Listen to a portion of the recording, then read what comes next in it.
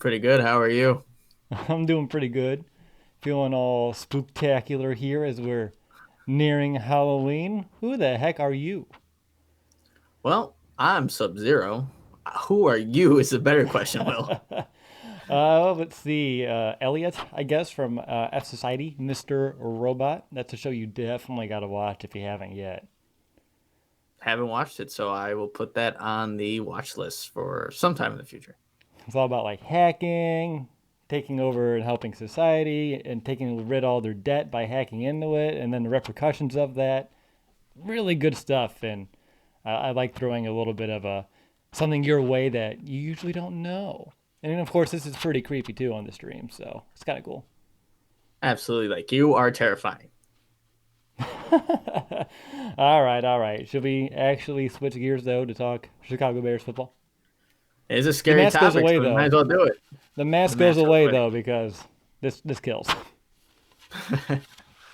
All right. Let's go ahead, and I guess I can actually probably make myself actually look normal for the most part. Let's see. Bam. Cool. Well, I guess my light's off. It's okay. We'll go with this real quick. Bacon's already confused in the chat, Nick. He's like, what are you guys doing? It's Halloween, Bacon. It's Halloween. Almost. Almost. And we're trying to have some fun, but let's go ahead, Nick, and let's begin the show. Welcome back, Bears fans, to another episode of the Chicago Audible. We're just a few days away from Halloween, but let's be honest, nothing is more scary than what we saw from our Chicago Bears on Monday night. I'm your host, Will DeWitt. Joined with me is my co-host, Nicholas Moriano. This is our Week 8 Bears preview show, and it's time to take a look at the upcoming matchup against the New Orleans Saints. Nick, let's go ahead, and I just want to know your thoughts. How are you feeling now that we are a few days away from another Bears game, entering the month of November, and of course, honestly, just how you holding up after everything we encountered on Monday night? Will, honestly, it's still the same feelings from Monday night. Obviously, maybe not as heightened as they were right after that game, but there's still a lot of questions about this Bears team. A lot of things to be scary about, given that we are nearing Halloween, the actual day. But I think with this matchup, too, it's just another one where you don't see what the Bears do well. Can they capitalize on what the Saints don't, and vice versa? So it's another matchup that is, well, a scary one, Will. So that's what's frightening for me. That's what should be frightening for Bears fans. But we're going to talk you through it and maybe at the end make you feel a little bit better. But it's going to be hard to do. It's going to be quite the challenge, like you said there, Nick. And as we kind of just honestly just march forward here through the show, and no, that's not a pun with the Saints, marching in or anything like that, although I guess it could have been perceived as one. My initial perception of the Saints, as we kind of just talk about it, it's going to be another big test for the Bears. The Saints, they're putting up some serious points, and even though this Bears defense could help limit that, the matter of how much they can and does it even matter with what this Bears offense can or really can't do is going to be the bigger question. That's really the Bears offense's inability to find any sort of rhythm, any sort of points. It's going to really determine how this game goes because the Saints defense, they're average, but average is probably enough to give this Bears offense fits. So just like it has been for the last few weeks, another big test all around. How about you, Nick? What's going to be your initial perception of just the Saints and what kind of week that is in store for us? Yeah, I just think whenever I think of the Saints, I think of a well-coached team with Sean Payton and just the connection and the chemistry that he has with his quarterback, Drew Brees. And you saw what they did last week to the Panthers team, being down some key receivers, but it didn't look like it mattered for a team like that. They always seem like they're prepared for whatever their opponent's going to bring. And the Bears really need to bring everything. And it has to be A-plus quality to get the Saints off their mark. So that's what I think of this Saints team, always prepared and is able to really combat whatever other team's trying to do to, again, take advantage of their weaknesses. But we just talked about it. This Bears team probably isn't capable of doing that. But that's what I think about when I think of the New Orleans Saints. Lovely. And of course, don't forget what they did to us last year as well. And I know there is a different team for both clubs. Things are different, but we'll talk about how we're feeling in terms of how things will shake out throughout the show. But Nick, are you ready to move forward and look at both? Right now, we'll start with the Bears offense as we kind of talk about our big three talking points or so on each side of the ball. Let's do it. All right. By the way, your dad in the chat says that was I think he means creepy show, but also he had a spelling error and it could have been another word instead of show. So it could Oh have been man. some creepy S as well, but you never know. So jumping into our Bears offense of discussion here, to begin with the Bears offense, we need to look at what I would call a pretty big concern with some players dealing with injuries. Allen Robinson, he's still in concussion protocol from Monday's game. Cody Whitehair, he's still dealing with a calf injury himself, and there's a real possibility that neither of these players will suit up on Sunday. And we also know, these players are very important. And I know Whitehair hasn't been playing super well himself, but he's better than the counterpart in Sam Mustipher. And it's easy to express how important Allen Robinson is to the vitality of this offense. His 70 targets are the third most in the NFL. And if he's unable to go, the Saints defense, Nick, I fear they can really have their way against us. So to kind of kick things off, Nick, I'm curious how concerned you are about these injuries, how much it's going to hurt the Bears offense to lose these two starters this week, because personally myself, I don't know if we can express it enough just how impactful losing both of these players could be. Yeah, absolutely. I think Cody Whitehair is a guy that since Matt Nagy's been here hasn't missed a snap in his career. So that shows how reliable he's been, and he's the one. Obviously, this offensive line hasn't been playing good all season, well, but he does make them better. You don't get any better with Cody Whitehair on the sidelines and having Sam Mustipher out there as his replacement, especially with Rashad Coward to his left and Jermaine Ifedi to his right. It doesn't make this offensive line better. So that's the first thing. And if they do get protection up front for Nick Foles, who's he going to throw to now without Allen Robinson? Yes, Darnell Mooney's been stepping up. Anthony Miller, we can't really rely on Anthony Miller at this point, and that really is a scary thought to not have your two probably most reliable guys on offense, which at this point isn't saying too much. Allen Robinson, I would definitely give it his way a little bit more, but this offense looked bad with those guys in. I can't imagine what this offense would look like without them if they both can't go this Sunday. Yeah, I mean, with A-Rob, you hit it. Like, where the heck is that ball going to go? We lost Cohen, who had himself a lot of targets over the past couple of seasons, and he's someone that's a huge part of this offense. Allen Robinson has been getting looked at, doesn't matter who's at center, by far more than anyone else on this offense. And again, Darnell Mooney, there's only so much I think you can ask out of him right now. Anthony Miller, we know the inconsistencies. So where do those targets get divvied up? And if they're gonna go to Demetrius Harris, Nick, I think we got some serious problems at our hands. And with Cody Whitehair perhaps not being able to play, instead you would see Sam Mustipher at center. In my notes, I said he's weak sauce. I think that is a fair assessment. As soon as he got injected into the game, he was, and we've complained about Cody Whitehair allowing internal pressure and getting walked backward. Sam Mustipher made Cody Whitehair look like Whitehair's been playing at a Pro Bowl level. I mean, it was really bad up front. And I know the Bears this week, they've been talking him up about how smart he is and he understands the offense, and that's great. But if he doesn't just have the fundamental strength, the foundational strength to play center in this league, that's going to be another big issue. And then honestly, Nick, the entire interior of the offensive line is just so spooky. I mean, Coward, he has started 20 games at guard now, only a few at left guard, and I can't believe he's already started 20 games. That's a little depressing over the last couple of years for us. Your center's gone. We've already lost James Daniels as well. So a lot of the talent that you're supposed to have is gone. And then you have Jermaine Ifedi at right guard, who is transitioning still from right tackle to guard. So he's someone that he has a mixture of experience there, but just in general, the lack of experience with the interior of the offensive line, coupled with the average play that you get from these tackles, it's just a recipe really for me, Nick, for a disaster.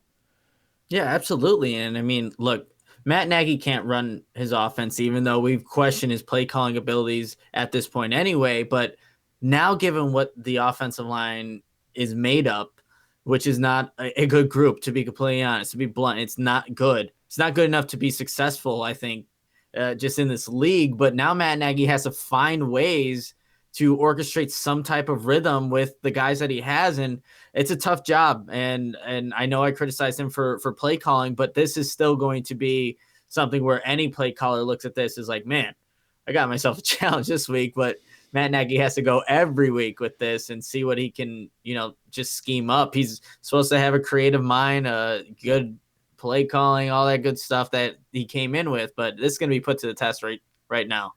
Yeah, no doubt about it. And that's a perfect segue to our next talking point because I did want to look at that play calling because on the post-game show, we were both highly frustrated with what we saw in that game against the Rams, and that's not unique to us. There are plenty of fans and media members alike questioning whether or not Nagy should still be the play caller for this team. And Nick, I know you stayed up late Monday night. You wrote a column stating that it is now time for change, and it's really hard to argue against it. The Bears offense ranks 27th in points per game, 29th in yards per game, 25th in passing yards, 30th on third down, dead last in rushing. No matter how you splice it, it's not working. Something does need to change. Something needs to be done. And it doesn't look like the Bears, who are sitting in the middle of the NFL cap space, aren't really looking to make moves to get anyone else into this team. And it kind of just comes back then to who we currently have and getting the most out of those players, which is something that we thought Matt Nagy should, and he said, and he prides himself at being someone who can do that, but it really hasn't been the case. Nick, early in the week, Nagy, he seemed open to perhaps making a change here, but then even today, he kind of walked that dog backwards a little bit and kind of put the blame elsewhere, saying that after all of his review, he doesn't believe that the play calling that is really holding this offensive back. So for me, Nick, do you still think this is a change that we must or at least will see at some point this season? Honestly, I don't think so, Will. I really don't. Even though that's something that I think is what's needed at this point, because what has been going on for the past 7 weeks hasn't been working. And at what point do you have to say, well, we got to make a change? I would like to see it, but I just think who Matt Nagy is, and I'm not trying to say he's stubborn, but in some ways he is. Like, he kind of just refuted, like, play calling. I don't think that's the issue. Well, it kind of is. Like, let's be completely honest here. You don't run at Aaron Donald on several plays in a row and think that that can't be the issue, which we'll probably get into, Will. But I don't think we do see the change. I honestly don't, unless it's John DeFilippo, who would maybe be second, or Bill Lazor, even Dave Ragone. Those are all guys that have had, I guess, experience. Dave Ragone with the least amount of it. He had it, in a preseason game, I believe, with the Bears. But why not try something? Maybe they can get more out of with what the group that is clearly in front of them right now, because Matt Nagy, it just seems like there's no rhythm on offense. You see what we saw on Monday night with the Rams, the play action, the motion. There seemed to be plays being built up on top of each other. I feel like just Matt Nagy just looks on that sheet, looks at BU, and he says, I'm going to call this play. Ooh, and then I'm going to call this play. And if that one doesn't work, we'll call a third down and 8 play. That's definitely not going to work. So it just seems like there's no rhythm. Why not give someone another opportunity? But to answer your question, I don't think it happens. I feel like my kid who plays Madden does a better job of picking plays that can perhaps work at times. I don't know if Nagy's stuck on Ask Madden mode and he just hits, X twice and whatever that play is, that's what we're going to go with. But yeah, Nick, like you, I think a lot of people felt the same way where the rhythm was just so lacking. And I know it's really difficult when you can't run the ball. I understand that when the offensive line is struggling as much as it is, but I think there are creative ways, and I thought we've seen it like in the Tampa Bay game that you can kind of combat that, and it wasn't really there on Monday. And for me, if Nagy struggles this week, you have Tennessee and Minnesota, and Tennessee's another game that's going to be another test, and we'll talk about them next week. Minnesota, even though they're not having a great year and they're seeming like they're looking towards 2021 already, they're an individual rival, and that game will probably be closer than we want it to be too. So then you hit the bye week. So I think if you see a change, you'll see it then. And that's if the offense doesn't get any sort of improvement between now and then. But like you, Nick, if it kind of stays status quo, or maybe it slightly has an uptick or just feels a little bit better, I think it's an easy way for Nagy to kind of maintain that control that he so desperately wants when it comes to play calling. And this week specifically, if Whitehair and A-Rob are out, like we're just talking about, that's such an easy cop-out for him. Like, well, I didn't have my center, I didn't have my starting wide receiver, and we just couldn't execute. I can already see all the coach speak that's going to be coming out of him if they do struggle this week, if those players aren't unable to play. But like you, Nick, I'd be surprised if he finally let go, but I do think it would be in our best interest if he just found it in himself to do so. But he doesn't seem like he's really eager or even super open to it, which to me is disappointing. Yeah, and you know what? To be fair too, we don't know if Bill Lazor, John DeFilippo, or anybody else would do better. But like what we're saying is that why not give it a try? Why not give it at least a try to see, give those guys an opportunity? But yeah, maybe with the guys up front, the personnel, even with them, doesn't make a difference. But I would like to at least see something from somebody else. It's kind of like when you make a change at quarterback, you hope for that spark. It's like why teams that fire their head coach mid-season sometimes can turn things slightly around for a bit because that change of air, that freshness, it does a lot of things. It really helps invigorate stagnant teams that are playing poorly, and I think it could help. And again, like Nick Foles, my question was how long, how big could this spark kind of last? And as we've seen, it didn't really last that long. And who knows, Nick? It could be something where if he did make a change, you see progression for a couple of weeks, and then things could kind of plateau or heck, even worse, go right back to where it was. So it's not something that it could be the answer, but it could be the answer. And that just the opportunity for it may be worth exercising. Anything else on Nagy and his play calling that you wanted to hit on here for this portion of the week? I don't know if we want to give this any more time than we already have. Will we have to see what he can do on Sunday? It's a tough test, and he could be down with some two important guys on this offense. But it would be nice to see even some tempo. That you know what to add a little bit more to this. Will on the drive that the Bears did have a little success in, where Nick Foles ends up throwing the interception in the red zone. What got them there were 5 consecutive plays of no huddle up tempo offense where they kept the Rams defense off balance. And you know what? Why not do that? You don't have a line that can really protect long enough. Get the ball out quick, which is what Nick Foles has been trying to do all season. Get a defense off balance, off guard, and maybe look, they don't run that much motion, which I still don't understand up to this point, but try some more up-tempo stuff every now and then. Not every drive. You can't do it every drive, but every now and then change up the tempo and see what can come out of it. March the Bears down the field. They just made a dumb play in the red zone. Again, a play call that shouldn't have been called, but also a bad decision by Nick Foles.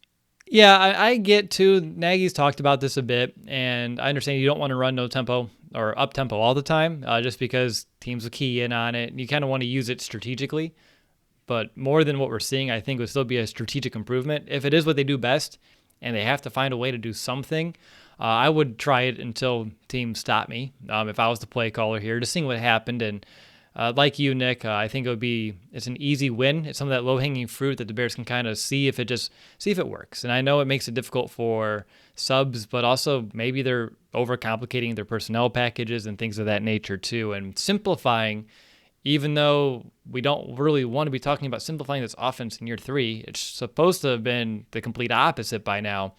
At least maybe they'll play a little bit faster and a little bit more cohesive, and those two things could lead to more mild success. And I would take mild success over the lack of success that we're seeing right now in offense.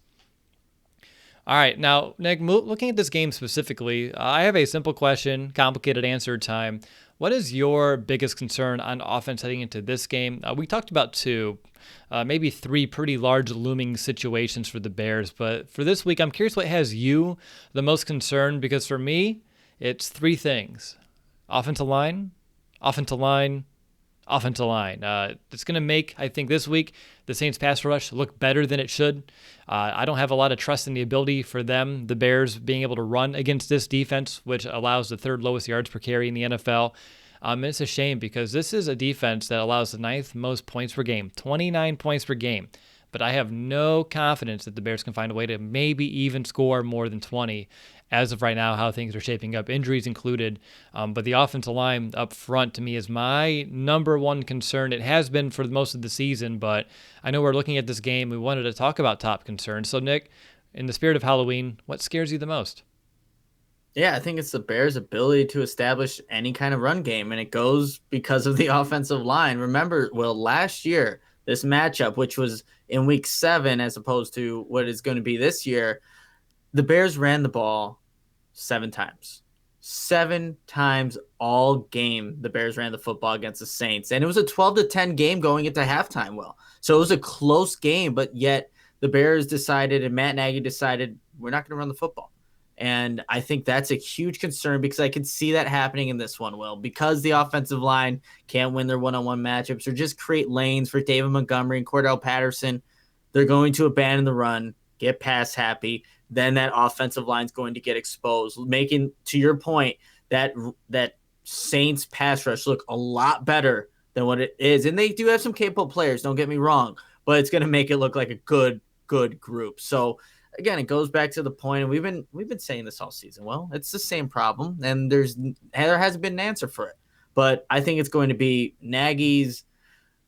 I don't even want to say willingness to establish a run, but that plays a part in it. But it's their ability to actually get efficient yards and not get them in third and long situations, because a run on first down, which the Bears like to do, David Montgomery, they'll get 3 or 2 yards. They get on second down, maybe 2 or 3 more yards, and they still find themselves in a non-ideal situation. So getting effective yards through the run game is my biggest concern, and it goes back to your point, the offensive line. Yeah. And our guest, Ross, talked about how the Saints do a good job of setting themselves up on third down where they can run the ball on third down, and it's not obvious passing situations. And they get in that, I call that like that Goldilocks zone where you could run, you could pass. And if you're running the ball, getting effective runs, it's easy to kind of keep a defense guessing. And right now, I don't think the Bears do a good job of making a defense guess. I think a defense can key on what the Bears are trying to do, where they're trying to go. And those are the bigger concerns. Like if a defense knows what you're trying to do, and the Bears offense that has a talent issue, as we know in general, it's just a recipe for disaster. But if we had to pinpoint it, Nick, I think we are in agreement, offensive line. And unfortunately, it's been a talking point for the majority of the season after starting off so strong, really fell off super quick. The injury to James Daniels doesn't help. Now the injury to Cody Whitehair makes things worse, and that's a big. I mean, I'm sounding the alarms here internally because that strikes a lot of fear in me. But let's switch sides of the ball here. Let's talk about this Bears defense, where things, even though it wasn't a pretty game, I can say we feel better about the defense than we do on the offense. That's a fair assessment. And last week, Nick, I think you and I did what we shouldn't have done, and that's putting some confidence behind the run defense. It really seemed like they were getting that taken care of, under control, and just as you and I start to feel comfortable, they let us down again. Against the Rams, they allowed a fair amount of easy runs. The Rams were getting some serious chunks on the ground. This week, the Bears will be looking to stop Alvin Kamara, who leads the NFL in scrimmage yards, and Latavius Murray, who's averaging 4.2 yards per carry this year himself. And he ran all over this defense last season, 119 yards and 2 touchdowns. So, Nick, what we saw from the run defense, of course, it's very concerning. Do you think that they can, quote, fix it again this week, at least enough to slow down these two backs, or not? Where's your mindset? Yeah, I think it all depends how this game really goes, Will. If it's more so where we see from this Bears offense, 3-and-outs consistently, short drives, you're constantly having the defense out there, I think that just makes it more susceptible to maybe not win those one-on-one blocks, because I think Bilal Nichols took a step back from me praising him against Panthers. He didn't really show up against the Rams. You saw some big holes happen when he was in there. But then I don't know if this is a lack of effort, if this is being on the field for too long, but missed tackles really hurt the Bears and making those runs from the Rams a lot bigger than they should have been. So I think they're capable of definitely getting better from last week. I really do believe that. But Kamara is a heck of a running back, and so is Miller. And the Saints know how to utilize those guys. Murray, sorry. I don't know why I said Miller. Murray. So and the thing is with Sean Payton, he knows how to actually put these guys in positions to succeed. And that's where it scares me, because I think Chuck Pagano is a good defensive coordinator. I do believe that. But is he just going to be outcoached by Sean Payton in that offense? I think that could be something, especially if the offense can't get anything going for the Bears. I just think you're going to see a repeat of what we saw last Monday night, and also last year, what the Saints did to the Bears in that defense. Yeah, I have some things on this later on when we get to our third talking point, but like you, a little bit concerned here. The concerns with Kamara is, his speed. I mean, he can go 0 to 100 in a blink of an eye. If there's a hole in the middle, if he's running between the tackles, he can get right through that hole and 10 yards down the field in a hurry. It doesn't take a lot. It doesn't take a lot of room for him to make some damage against defenses. And Latavius Murray, he's slippery. And that's what scares me because of what we saw last week, what we saw a year ago, just having a tough time taking running backs down that have a little bit of an attitude, a little chip on their shoulder, someone that can run through people, lower their shoulder. And Murray does a good job of that. He does a good job of fighting off some wimpy arm tackles. And the Bears, I couldn't even count all the missed tackles from that game against running backs. And if they have the same kind of just poor effort when it comes to bringing down the ball carrier, both these backs can really just have their way against this defense. Is there anything else with the Bears' run game? I know you mentioned Bilal Nichols had a down game. Akeem Hicks, he was very passionate, and I'm not even getting onto penalties, but I thought he too could have done a better job. Roquan Smith, Danny Trevathan as well, they were getting just destroyed by the second level, and those are items that when I'm looking at this week's game, if those discontinue or they played to the same degree, it's not going to be pretty. And I also saw some runs happening where the Rams were deliberately running to Khalil Mack's side. And there were times where he didn't set the edge. I think that was a big thing with this Bears team. And you mentioned on the postgame show, Will, like the Bears were getting destroyed on the edges. And that's where Robert Quinn and Khalil Mack are usually at. And obviously you'll see Marquise Mingo and James Waters in the game to replace those guys. But even when Quinn and Mack were in the game, the edge wasn't being set. And you can't allow that to happen for both these running backs that they're going to face this Sunday. And because, like you said, Kamara on the edge, that's dangerous. That's not good for a team that's already missed a bunch of tackles this season, and a guy that can evade tackles as well as Kamara can. You're setting it up for big explosive plays to happen. And the Bears have been giving up so many just explosive plays on the ground this year, and it's just so detrimental for a confidence of a defense. Really helps an offense pretty much open up the entire playbook. And this is something the Bears have done such a good job with over the years of limiting. And I think we're starting to see some of the effects of being unable to limit some of those. And I think they've allowed like one of like the higher percentages of big runs in the NFL this year. Even though the yards per game isn't one of the worst in the NFL, it's the limited runs that they have against them, because teams have to pass a lot, do pass a lot. Just the yards per average, as well as just those explosive runs, those chunk plays, those are way too high. And hopefully this isn't a week where we see them. But like you, Nick, I would agree that more than likely they're going to be out there. The big question is how much can the Bears find a way to limit them? And that's what we're going to be kind of keeping our eye on. And really, when we look at the entire defense last week, I think it's easy to say that we need to see a bounce-back game across the board. Guys in all three levels, the defensive line, linebackers, and secondary, they need to be better than they were against the Rams. So when we're looking at this entire unit, Nick, who do you expect to bounce back this week and why? See, how we phrase this question, Will, expect it makes it a lot tougher. I really want to say Roquan Smith. I really do. But something is holding me back from just saying that he's going to have a good game because of the running backs he's going to face, of the offensive line, the play caller, even in Sean Payton and that whole entire Saints offense. But for the sake of this, I will say Roquan Smith because he needs to play better. And we've been asking for more consistency to see it out of a top 10 draft pick. And yet every single week we can probably point, there's another missed tackle from Roquan. There's another one. At what point are we going to see the consistency in this top 10 pick really come out and just play ball like he was supposed to? He's now taking over the play calling duties for his defense. So he's taken that aspect of being this inside middle linebacker, but now the play needs to come with it. And this would be a huge statement game because like I said, referring to last year, the Saints made this defense just look like they were off balance. They just didn't know where the ball was going, who had the ball at times, and they were getting chunk plays. And that was with Teddy Bridgewater. So now with Drew Brees at the helm, I want to say Roquan Smith has this bounce back game. I'm only saying it because he needs to. For this defense to have success, to stop those two guys in the backfield, he needs to have a bounce back game. But I'm hesitant to say it, but he needs it. Yeah, he does need it. That's why I have in mind, because you're right, the phrasing was interesting for ours. Who do we expect? I put hoping for Danny Trevathan. He wasn't impactful against the run last week. We need it. You expressed everything with Roquan Smith. The same is for Danny Trevathan. Last week, you see him over pursuing.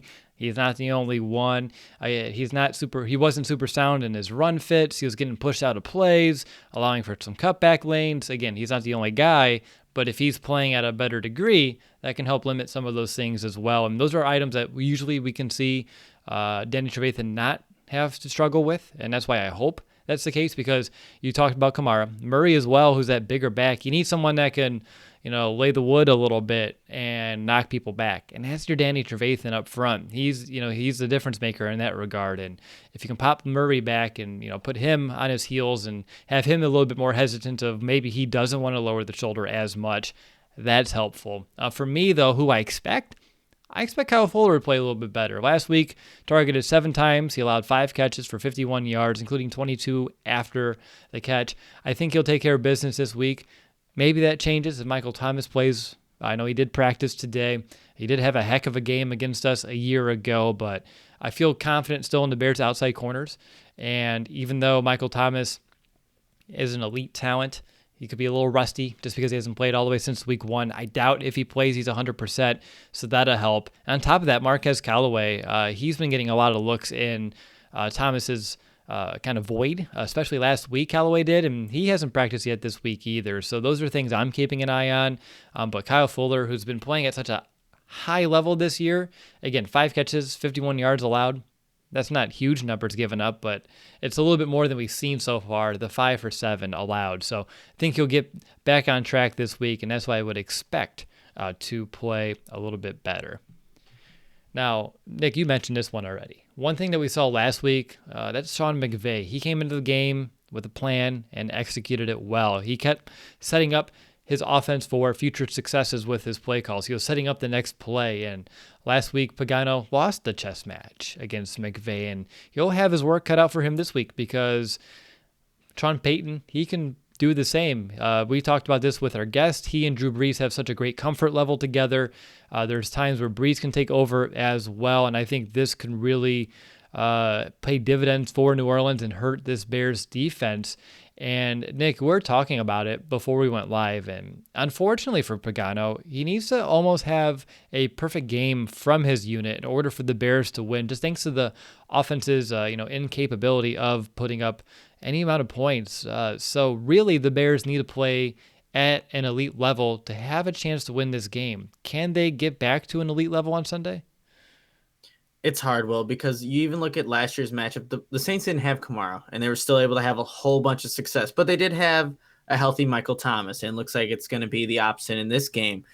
But given that this defense didn't have much success against Sean McVay with all the motions, the Saints like to do that. They even ran some trick plays last week against the Panthers where Kamara gets the ball, throws it back to Brees. Brees hits a big completion down the field.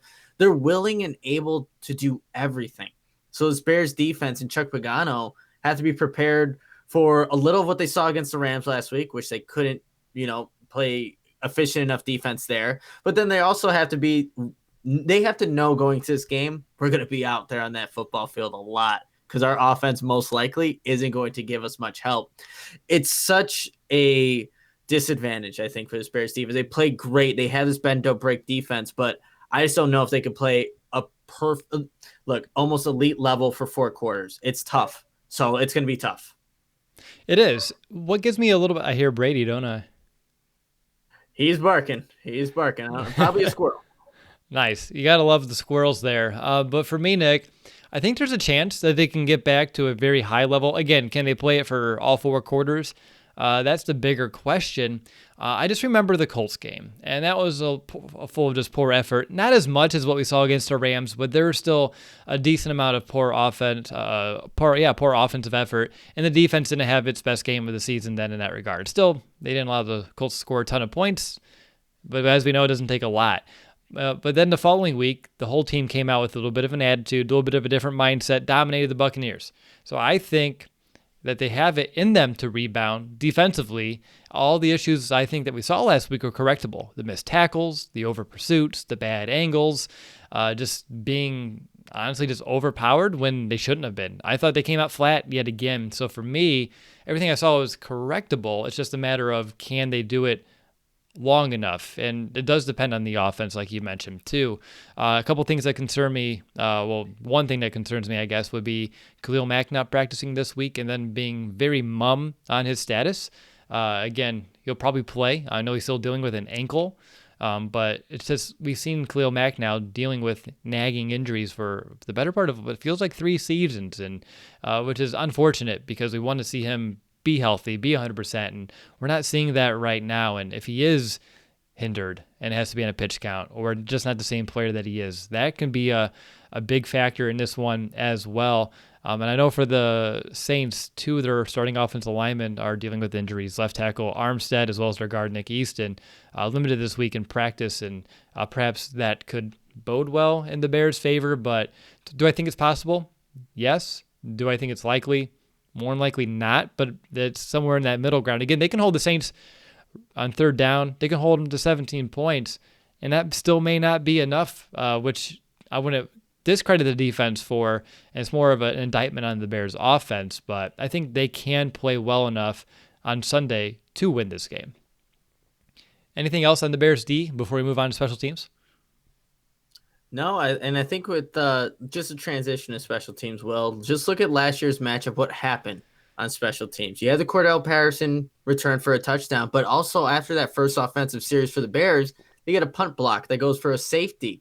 You have Harris for the Saints, who's getting big returns in the punt, the punt game, punt return game. So I think special teams, more than any game this season, will play a factor, a larger factor than it has in the previous games. Not that like Cairo Santos hasn't hit, big field goals or things like that, but I think special teams in this one, how the Bears can adapt. Really, you can't have what you did last year in terms of almost getting a couple punts blocked. One was for a safety, and another one was tipped. But maybe Cordell Patterson has a return or an opportunity to return for this one. So I think special teams, like I said, is going to have a big factor in this game. We saw how special teams last week with field position really put the Bears in some bad situations. It's not like they were going to move the ball anyway, but they were deep in their own territory. So I think special teams for this one is going to be huge for both teams. It sure is. Real quickly, I saw someone in the chat. Russell asked if I was high because I said the Bears dominated the Bucs. Defensively, you held them to one touchdown with Tom Brady. A lot of offensive weapons. I thought the Bears defense did very well in that game with a Buccaneers offense that was scoring a lot of points. They have scored more points since that game, and I think that's a testament to that Bears defense. So that's what I was talking about there.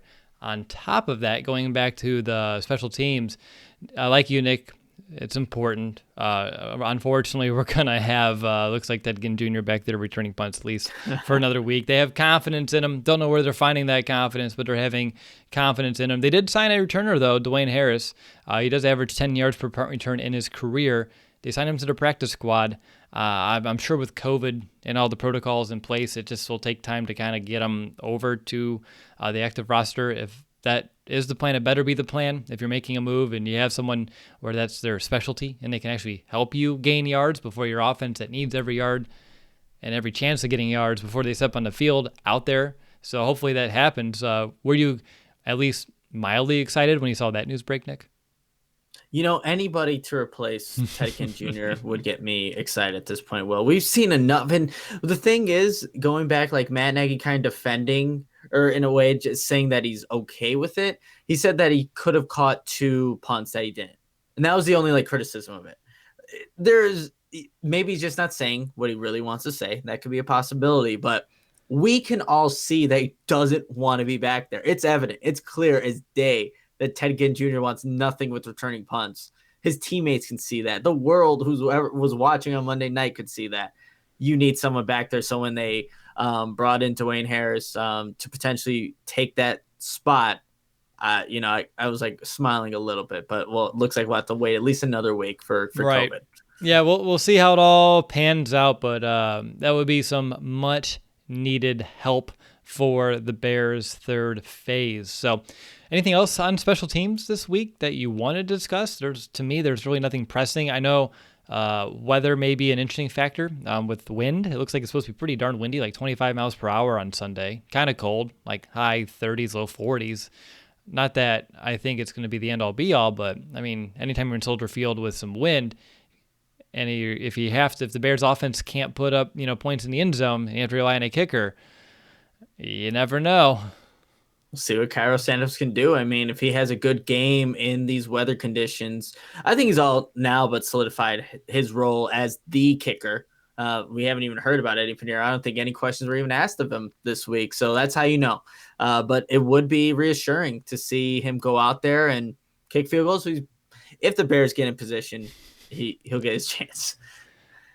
Big ifs, big ifs. But we'll find out here in a few days. Let's move on to our X Factor segment of our show here. So for the X Factors, Nick, offense, I'll begin.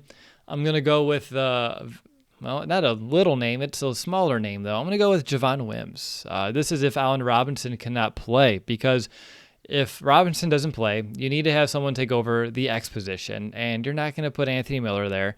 And it's going to be between Wims and, well, Mooney. And Mooney, he's going to draw his own attention, and they like him where he's at, too, right now at the Z, and I don't think you kind of move his role on offense whatsoever. And if Mooney's out there, he's going to draw a lot of attention, being that deep threat. His name's been getting some buzz around the league.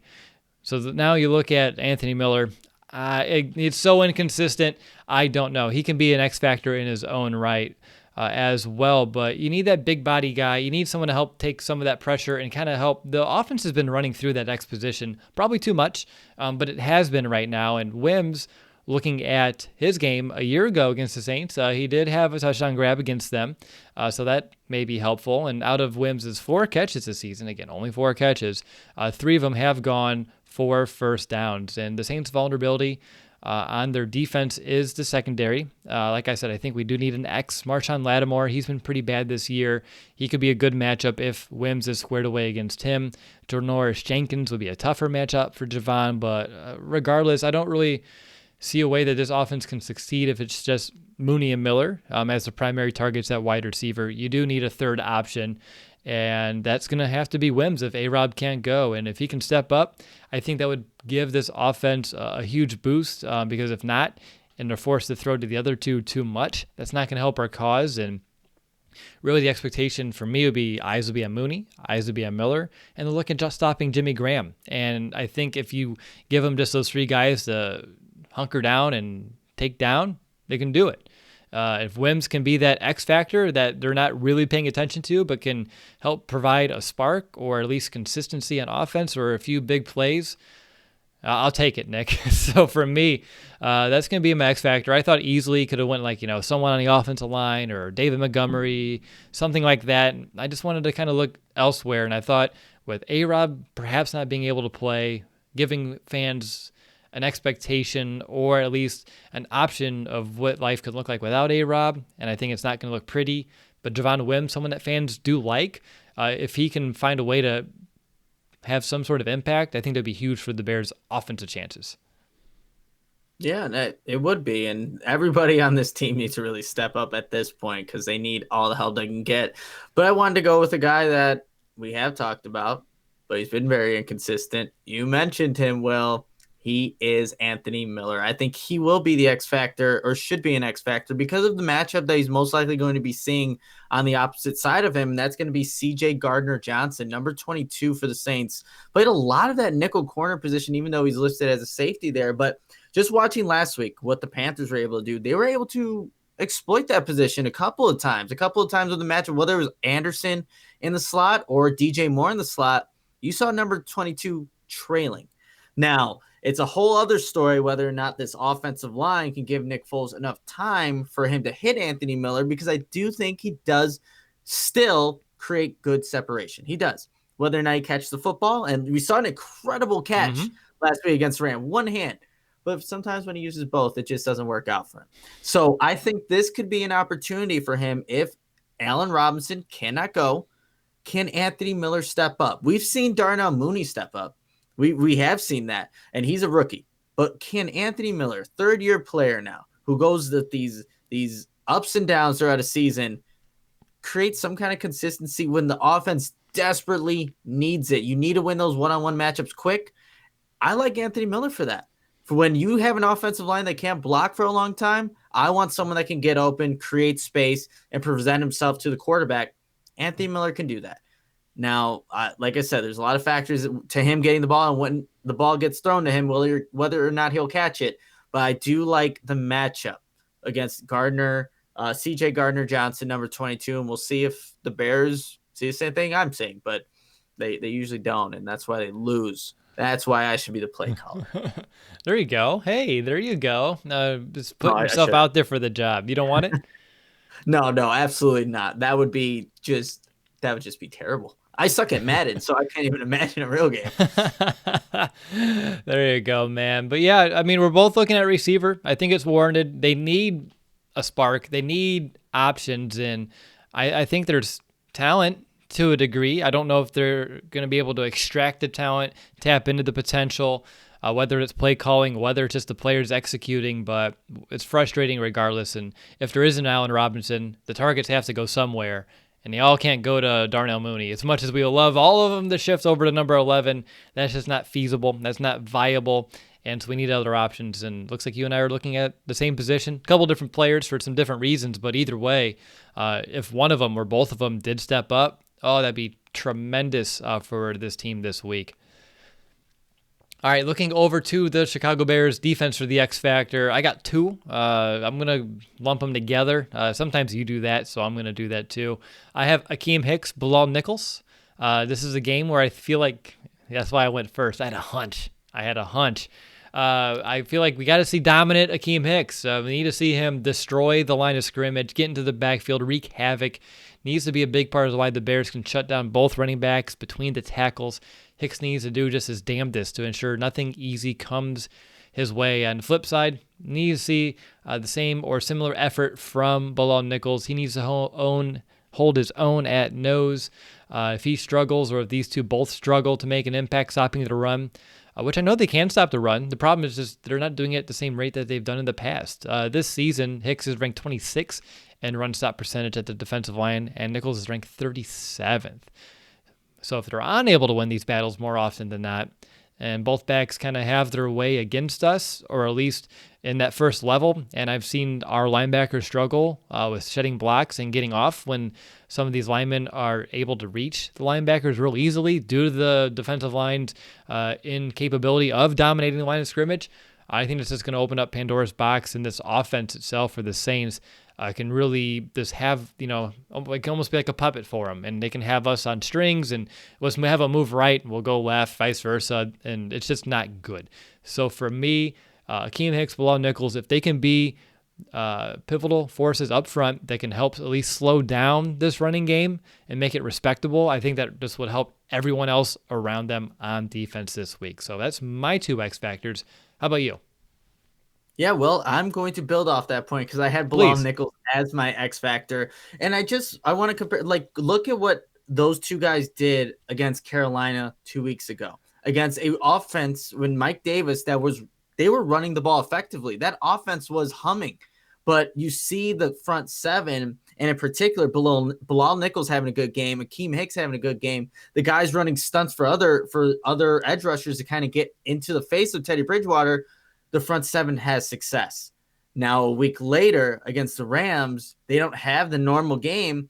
These offensive linemen get to second level, block Trevathan, Smith, and a lot of things open up. These big plays open up. So if Bilal Nichols and, we'll throw Akeem Hicks in there, have a good game against the run, make things a lot tougher for that Saints backfield, I think this really hinders what they want to do. Michael Thomas is not healthy. Like, he's not going to be the same guy that dominated the Bears a year ago. So if you could stop this rushing attack or just make it a little bit more difficult, man, that'll go a long way, Will. And we usually think along the same lines. Great minds think alike. But I think if those two guys have a substantially better game, and they're capable of it, I think they really are. More so Akeem Hicks and Bilal Nichols, but I still think as a group they are capable of it. That's going to help this defense have success against this Saints offense that can attack you in a multitude of ways with a multitude of people. So I'm looking at Bilal Nichols. I'm looking at even Roy Robertson Harris, Mario Williams as well. Like, this defensive line, when they have good gap integrity and then mix in some of those stunts in that pass rush, man, it's hard to do anything against this Bears defense when they're playing that way. It makes the linebacker's job so much easier. Guys like Kyle Fuller to break on footballs, to have potentially interceptions or just PBUs, whatever it may be. But defensive line, just to build off your point, is the X factor in this one. And it's not all about just applying pressure on Drew Brees. It's about really stopping the run and just making it difficult for that Saints backfield. Yeah, they can't allow holes just to be opened up and getting pushed out of plays and just bulldozed like they were last week against the Rams. Too many easy holes, not nearly the gap integrity, the run fits needing where they need to be. And like you said, if they can't stop it, we said it probably like 10 times now, it feels like, but if they can't stop the run, we're in trouble. And these guys, Nichols, Hicks, are the ones I think we would have the most trust in doing so, but I wouldn't discredit guys like Brent Urban, uh, John Jenkins, Mario Edwards as well. They all need to be, that whole rotation needs to be playing at a high level to help us out. And again, super important. Don't think we can express that enough. Speaking of X factors and things that are very important, Nick, do you want to let people know how they can help us by supporting our show and take it away with some donation stuff?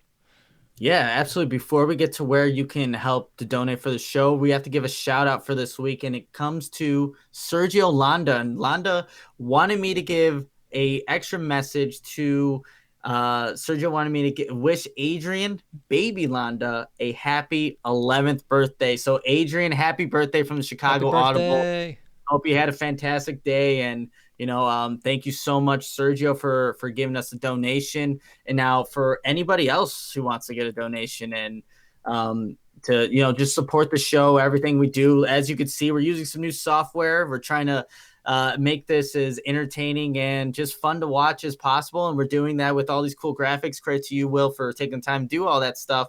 But what you can do to help donate for the show is you can either send a donation through Venmo or PayPal, and our Venmo is at the Chicago Audible. Should see my name and the Chicago Audible logo. And if you want to donate through PayPal, it's www.chicagoaudible.com/PayPal. One more time for Venmo at the Chicago Audible. Then PayPal is www.chicagoaudible.com/PayPal. To all of you that have donated in the past, thank you so much. We really appreciate it. And we're able to do some cool stuff. Like these graphics I'm seeing, Will, they're awesome. And, it's all credit to everyone that's helped donate to help make this happen. Yeah, and our graphic designer, Jordan Graham, shout out to him for helping us look snazzy here on the live stream.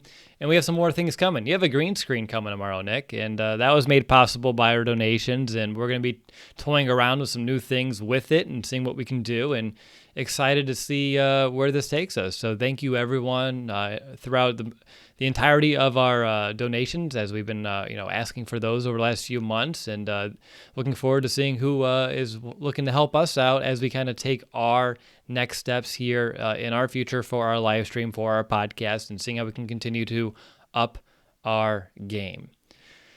All right, Nick, let's get back to business here, and let's look at our back-breaking matchups. I have offense this week. Actually, sorry, you have offense this week. I have defense this week. So do you want to defer, or do you want to go ahead and take it? Usually we do offense first, but I figure I'll give you the option here.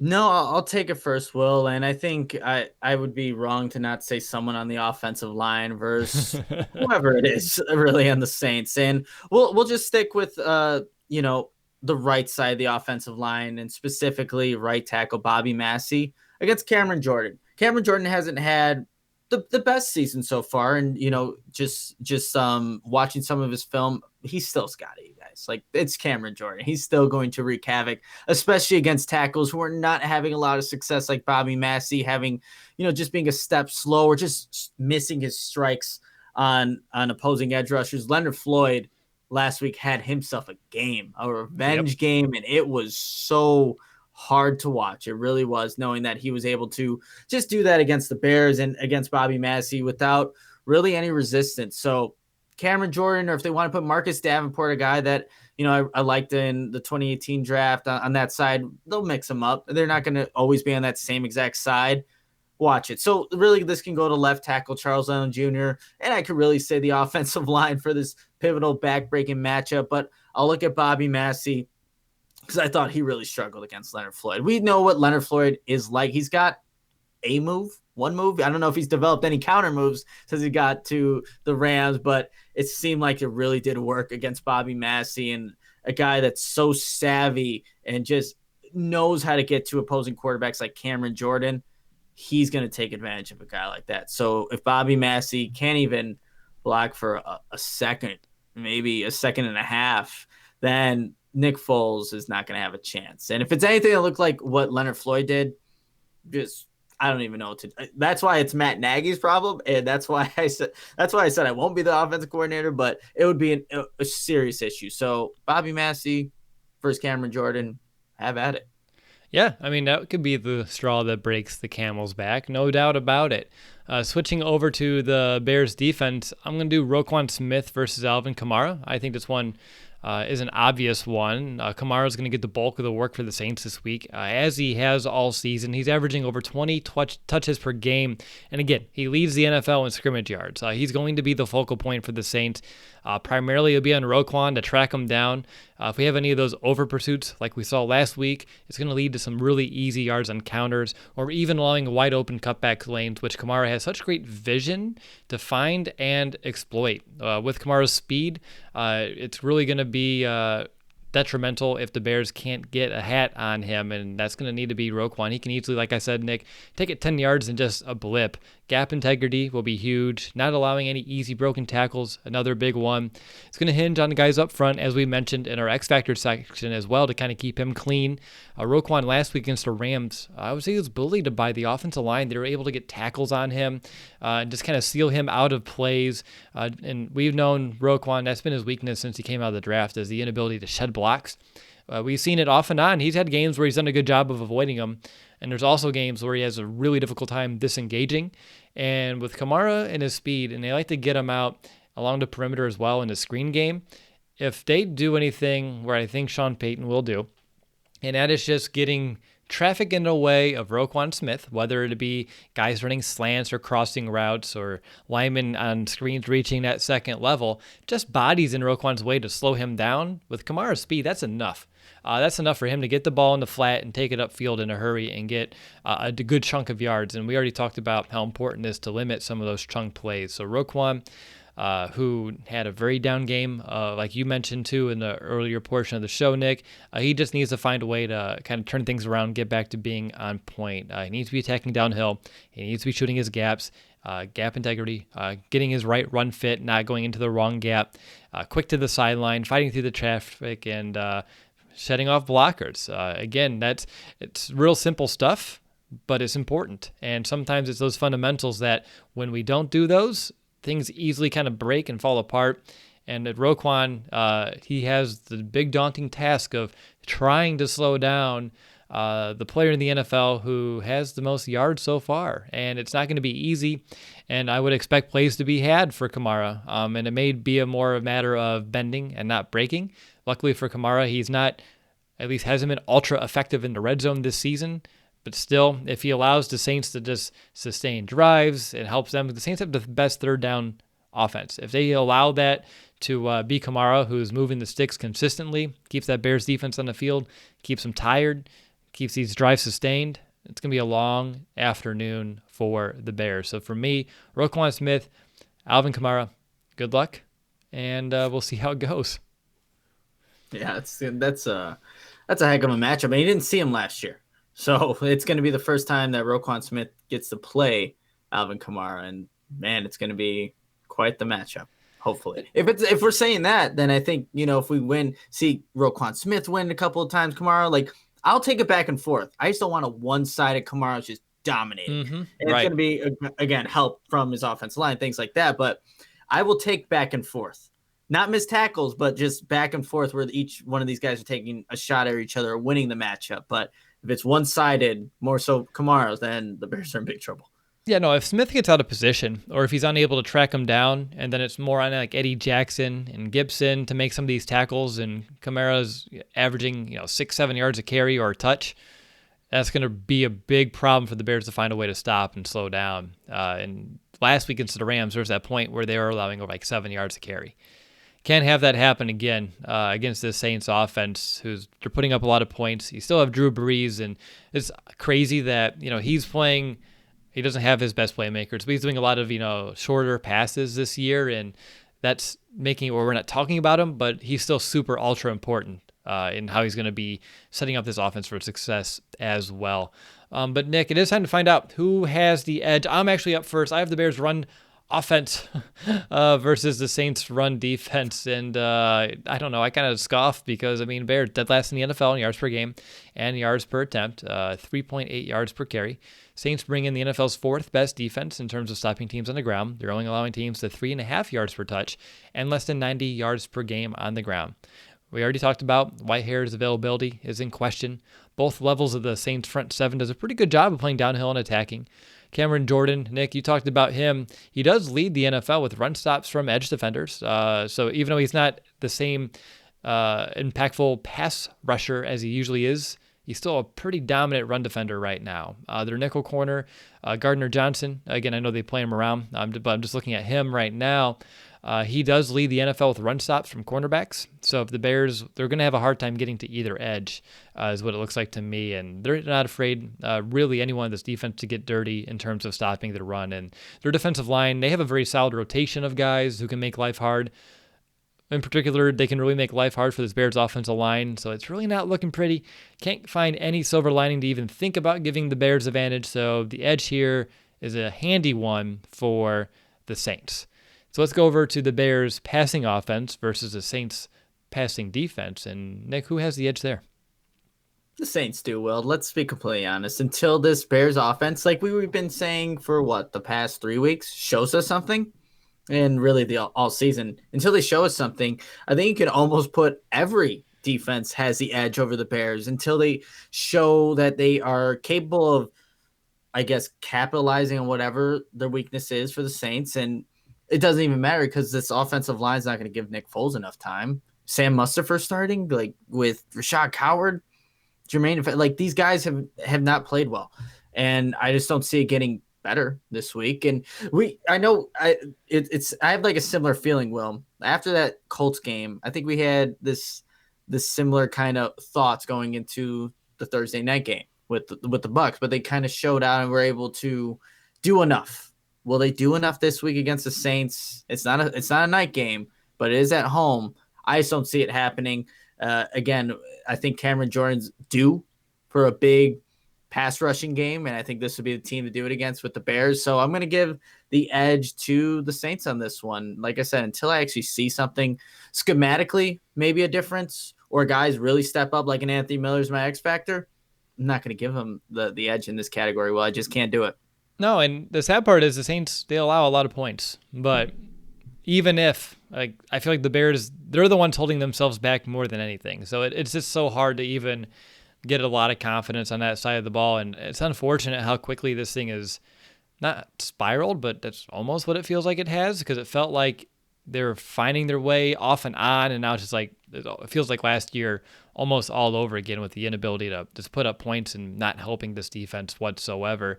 Switching over to the other side of the ball, Nick, you do have the Bears' run defense versus that Saints rushing attack. Which way you leaning? Yeah, this one's also, like, I sound like I'm really negative right now, but it's looking at that's the one area on this Bears defense where they have not been consistent all season. And you talked about it. Well, we had too much confidence going into the Monday night matchup, and then they completely destroyed it with what the Rams were able to do. The Saints do a lot of good stuff on offense in terms of motion, misdirection, and having two capable running backs that can do this. And the Rams had a couple of guys that you can put back there in the backfield. Well, so do the Saints. And they even have similar but also different running styles. So looking at this matchup, like, we want to see Bilal Nichols and Akeem Hicks have really stout, strong games. But I think at the end of this, and I guess it depends how you see what the edge is, but I think at the end of the day, you're going to look at the stat sheet and be like, okay, Kamara and Davis Murray, they had themselves a day. So I'm going to give it to them in this aspect. Not to say that the whole defense will do bad, but I just think at the end of the day, the Saints will have a good number of yards on the ground. And I think it really goes back to what the Saints do offensively, which is a little bit of everything. Yeah, it's like a smorgasbord. You get a little bit of everything that they're doing well there, down there in New Orleans.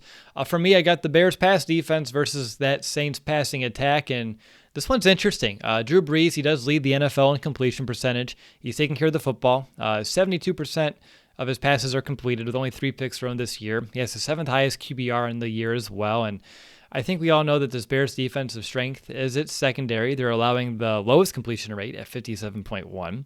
the third fewest yards per pass at 6.6, and the fewest touchdowns, 4, in the entire NFL so far this season.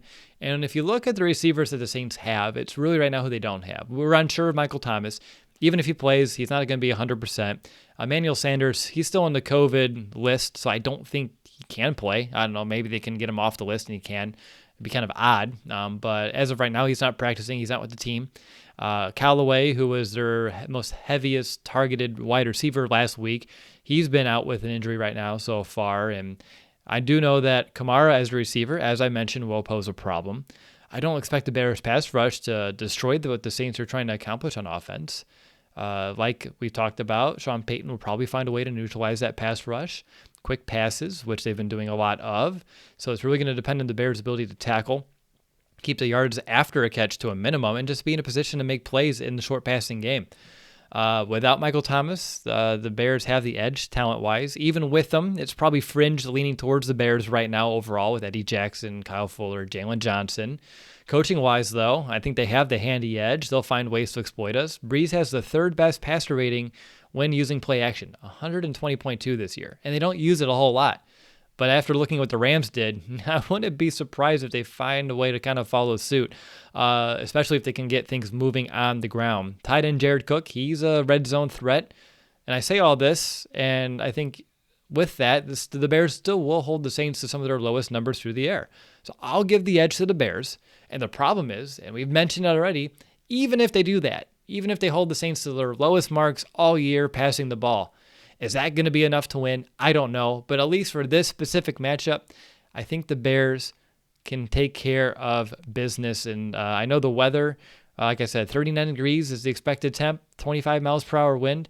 Drew Brees historically doesn't play super well in the cold games and in some elements, so that may help us. And, of course, some of his limitations at receiver may as well. But so for me, I'll give the slight edge to the Bears here. But again, who knows if that's actually going to be enough. So that's what we had. Was it 3-1? 3-1, Will. And I think that's how it should be, especially how the Bears played last week. Yeah, and again, it's an up and down season, and you try to find yourself somewhere in the middle. I think we're finding that pretty well with the Bears' defense. Offense is very hard to find a middle right now, and I think it would be crazy if we did try to find one as well. But let's move into the final portion of our show here, Nick, and let's begin, like we always do, with our bold prediction. So what's going to be your Bears-Saints bold prediction? Yeah, so Will, I'm glad you brought up the weather because I was going to do that for my bold prediction. But given that there will be some kind of weather effect at Soldier Field, a 325 game like it was last year, I think this is the perfect opportunity to see a kick return from Cordell Patterson. Maybe if the wind's blowing in the opposite direction, you don't get the kickers actually kicking the ball out of the end zone, what they typically do. There's going to be opportunities, and Cordell Patterson will take it whether he's 9 yards deep in the end zone or if it's wherever. He's willing to take it out. So let's see a Cordell Patterson touchdown return. The Bears need all the points they can get. And you know what? I don't want to say 2, but I really do, Will. They're going to kick it to him once, and the kicker is going to make a mistake and not kick it out of the end zone a second time. We'll go bold. We'll go 2 kickoff return for touchdowns for Cordell Patterson because why not? You know, I was at the game when Devin Hester did that against the Rams on Monday night, and we're coming off a game that we lost against the Rams on Monday night.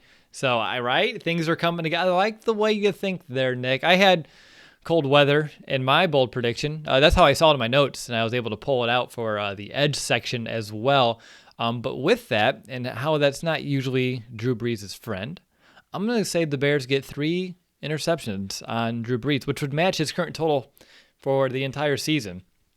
So Roquan, Jalen Johnson, and we'll give it to Gibson, and he'll learn that it's not volleyball. He's playing football. He'll put 2 hands up, and instead of swatting at it and spiking it to the turf, he'll come away with an interception. He's been really good getting interceptions in previous seasons. I want to see him come away with another one here. So for me, my bold prediction, the Bears defense will get 3 interceptions on Drew Brees, which I think sounds pretty damn bold if you ask me. Absolutely. All right. Now we have to do our MVP prediction. Nick, going offense or defense for your MVP? We'll go offense. What are you thinking? I have offense as well. Very interesting considering the fact. So, who do you think is going to be your MVP?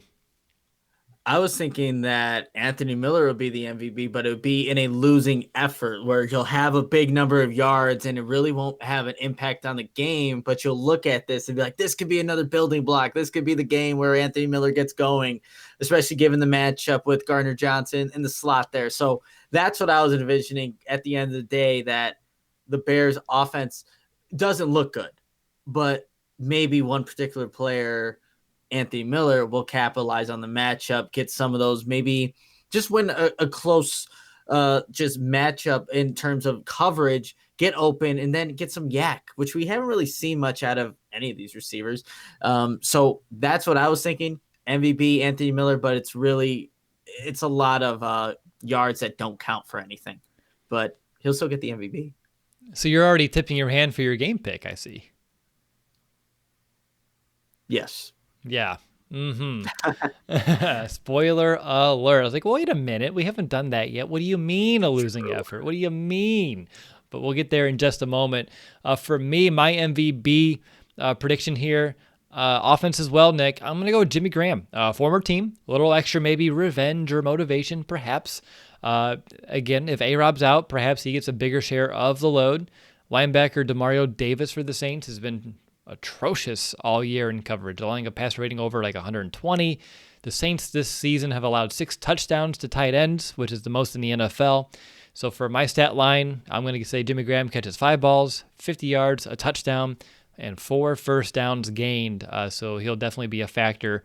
And that sounds like that may be enough to be MVP worthy in this kind of a game. So for me, Jimmy Graham is going to be my MVP prediction. And now, Nick, it's time for some game picks. So for our game picks, I want to make sure I forgot to go through and put our record. I'm pretty sure we're both sitting at 4-3. Yep, that's right. All right, so we're both at 4-3. The Bears have us by 1 game right now. So Nick, I think you kind of tipped your hand a bit, kind of showed your cards. Do you want to just kind of make it official? Where do you see this game going? Yeah, a lot like last year's matchup, and just seeing that the Bears are coming off a loss like they did last year. Not as bad though, but I just see that the Saints have too much for the Bears for offense to really. It'll take advantage of this Bears defense at moments and times, and especially when there's no offense on the other side for the Bears right now. So I have the Saints winning 27-13. I know my bold prediction was 2 kickoff returns. They just extra kick, or the extra point they missed. So Cairo Santos takes a dip down to, don't know, the weather. We're going to blame the weather because why not? Well, so 27-13 Saints. And I really hope I'm wrong. The Bears, similar, not a devastating loss, but a bad loss to the Colts this year. Come out just a new team against the Bucks. Can they come out and be a new team against the Saints and just do enough offensively? That's where I think this game really gets out of hand. Well, the offense can't do anything. The defense is going to give up yards like it did even last Monday night against the Rams, and you're just going to see the score kind of drastically get out of reach. And that's sad to see, but 27-13 Saints. Wouldn't 6-0 be out of reach for an offense that only scored 3 points last week? So it's already done by maybe the end of the first quarter, Wills. Yes, Ouch. you're completely right. Ouch. So we're both sitting at 4-3. End of the year, loser has to wear, Lions, Packers, Vikings gear, walk around downtown Chicago, take some photos, and just, look like a goof out there. Be And miserable. yeah, it's not going to be pretty, and it's not going to be me because I'm just going to go opposite of you here just to try to get a game on you here because we've gone the same way every single game. So I'm going to go Bears win 20-17. Why? I think they respond. And I also just want to kind of try to do something a little different and get a game on you. So that's probably the bigger reason as to why. One area that perhaps will help this week, it's going to be for the defense really helping us out, which I think we all know is going to have to be the case. They didn't do this on Monday night. They did do a good job on third down, the Bears did, on defense, and they've done a really good job all season. Second in the NFL on third down. Saints has the best third down offense. But what I've seen so far over my 5 years of covering the Bears right now is when the Bears have a good third down defense, that usually offsets a good third down offense. And what the Bears did a poor job of last week was getting the Rams in third down early. The drives would just go way too far. The Rams would run too many plays before they actually got into a third down.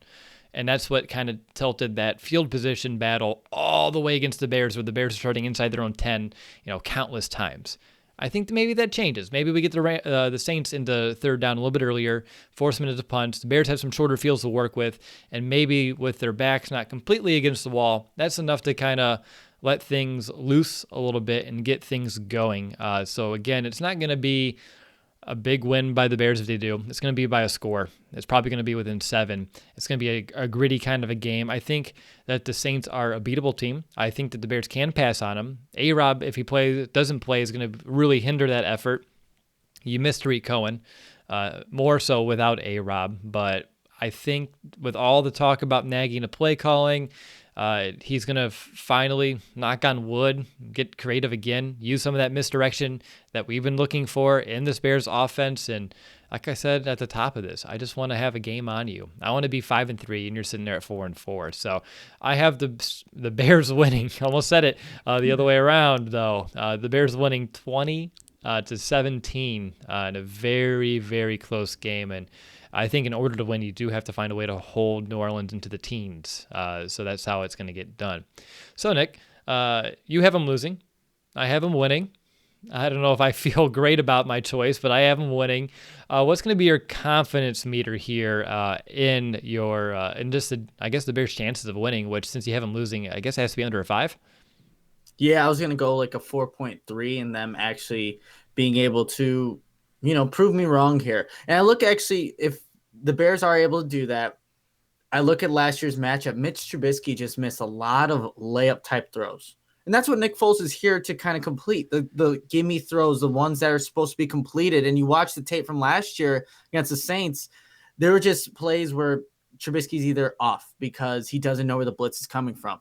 The pass isn't where it should be. Things of that nature. And with Nick Foles, and I have been critical of him, and he hasn't played the best that we would like to see. He doesn't have a good offensive line. I think he's better at doing those things. So if the Bears do have a chance at winning, it's because they're able to take what the defense is giving them and, prove me wrong. But 4.5, that they won't, and that I'm not confident in them doing so. So that's why I do have the Saints winning this matchup. You had another bold prediction, basically, Will, saying that the Bears are going to win. So it's like a 2 bold predictions in one.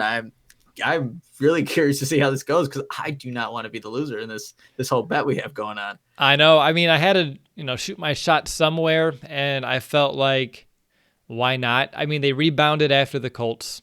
Maybe they can rebound again. They are a resilient team. We've seen it in games.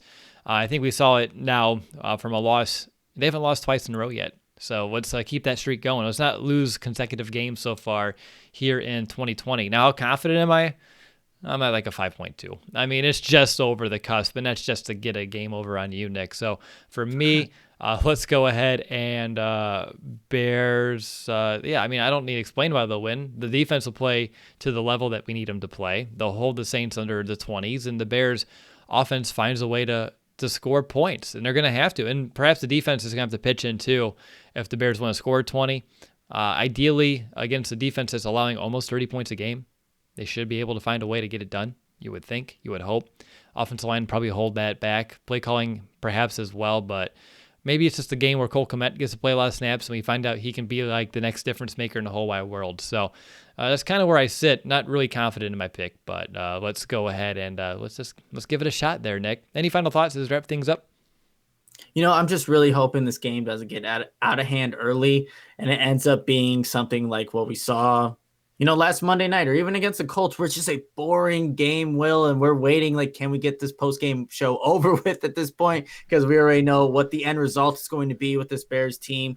That's what I'm really hoping it's not.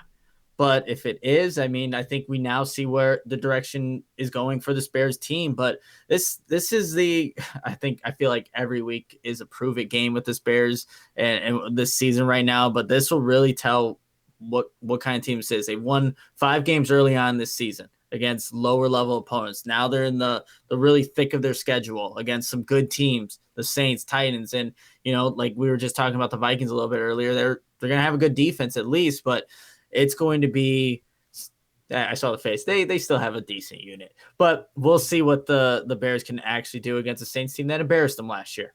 the 25 points that they technically scored, that's garbage time points. It was not that close of a game, and I just do not want a repeat of that for Sunday. Nobody does, Nick. For me, what I'm looking at it again, 5-1, drop to 5-2, I lose here, 5-3. Titans easily could be 5-4. I mean, that can change the whole just dynamic and perception of the season and trajectory of it so fast. And me being the Bears fan that I am, I'm hopeful that that's not the type of season that we want to have or going to have. I was very disappointed by the lack of effort that we saw Monday night. I said it. You had a chance to go 6-1 and be the clear-cut best record in the NFC, and it seemed like they just had no interest in that.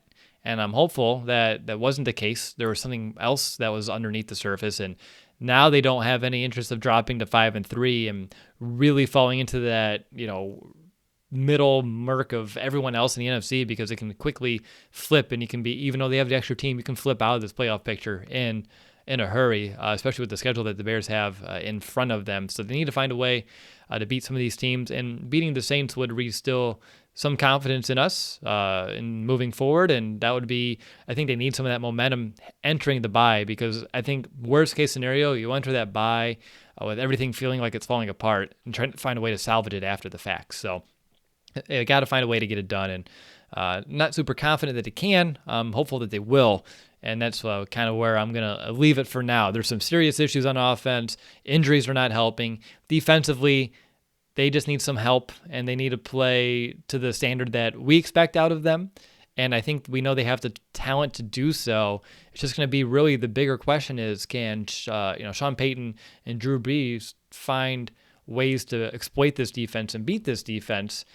And there's a good possibility that that's going to be the case as well. So it's really going to come down to a few things, like every week, right? Like it's football. I mean, there's a few factors every week. It just feels like, unlike other weeks where it's like the Bears have an edge here, they should be able to do this, it's so up in the air in terms of like what Chicago Bears team wants to show up this week. And depending on who answers the door, who steps out onto the field on Sunday afternoon, this game can go one way or the other. And I really do believe it's all really a mindset for them and really their inner confidence in themselves. I think they have the talent to do it.